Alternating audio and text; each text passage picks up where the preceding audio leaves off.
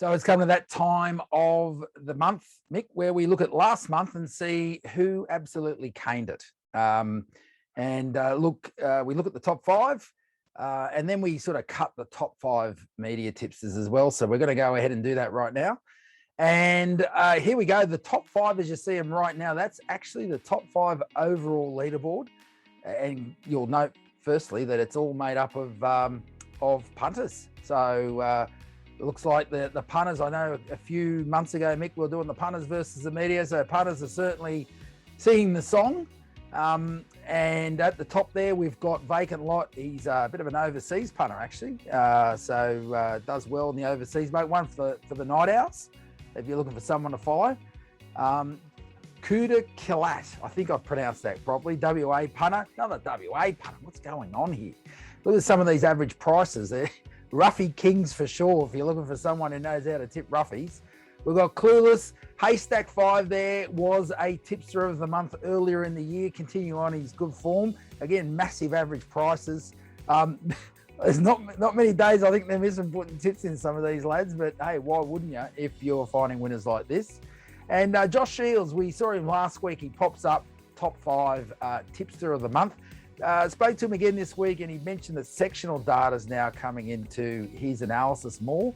Mick, sectional data, how much do you put that to work in your analysis, mate? Very little, to be fair, simply because I'm pretty time poor. But look, it does play a big part in a lot of form analyst work. But yeah, for mine, it's probably weighted a little lower. There will be times where I will have a look, but for mine, it's not great, but some people do a great job of it. Obviously, it's working really well for Josh. So that's probably the most important lesson there. Just because one person's doing it doesn't mean you have to do it, but it is working well for Josh. So keep at it, mate. That's awesome. Yeah, if it works for you, don't change it. Spot on. So now just shooting over to the media top five. Again, didn't make the overall top five, but still some great performances here, whatever. And Mitch Manners, he's at the top there. Sky Racing caller. Good guy, Mitch. It was pretty chuffed, actually, when we put out a preliminary tipster of the month on Twitter, and certainly met it with some pretty happy reactions there. Chris Blackwell, he has been flying all year. We showed that last episode, and he just obviously had a massive September.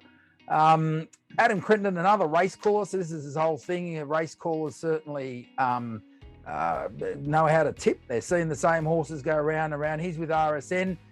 Chris Nelson. Mick, you reckon that voodoo's hanging around that Chris was worried about?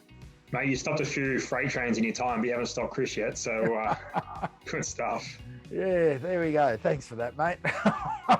And, of course, Ron Dufficy, our tipster in focus this week. He's actually 5 weeks, and it's interesting because we have to cut these numbers off at some point. But he's actually pretty much going to be 6 weeks in a row. But when we cut the numbers at the time, he was at 5 weeks. He's absolutely flying, and we'll learn a bit more about Ron in a sec. Yeah, watch out, Ron. David might stop you as well.